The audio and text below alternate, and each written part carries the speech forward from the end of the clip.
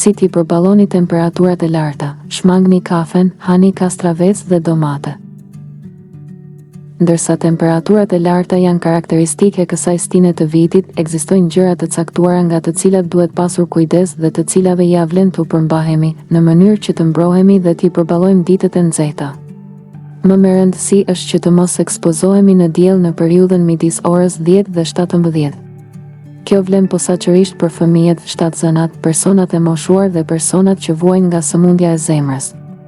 Qëndrimi gjatë në diell dhe në temperatura të larta mund të rezultojë me simptoma të ndryshme të nxehjes së trupit, si edhe me rënje e diellit në kokë.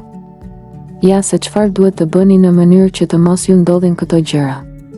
Është me rëndësi që të pini shumë lëngje për shkak të humbjes me djersitje. Uji është më i preferuari, ndërsa kafen dhe alkoolin duhet shmangur duke pasur parasysh që shkaktojnë dehidratim.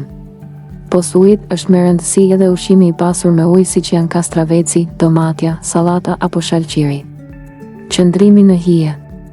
Te simptomat e para të ndikimit të vapës në trup është me rëndësi të hyni në hije. Djersitja e tepruar, krupa, ndjenja e molisjes apo pulsi i shpejtuar janë shenja që koha është për freskim dhe lëngje. Rrobat e të dukshme. Ngjyrat e shndritshme, kapelat në formë cilindri. Syzet e diellit dhe zgjedhja e materialit të lehtë kanë rol të veçantë në mbrojtje nga vapa dhe nga pasojat e padëshiruara. Mjetet me faktorin mbrojtës. Është me rëndësi përdorimi i mjeteve me faktorin përkatës mbrojtës, të cilat mbrojnë nga rrezatimi ultraviolet. Posaçërisht duhet pasur kujdes për fëmijët dhe bebet dhe për ta të përdorni faktorët mbi 30. Në qoftë se ju ka pëlqyer kjo video, ju lutemi klikoni butonin subscribe për më tepër.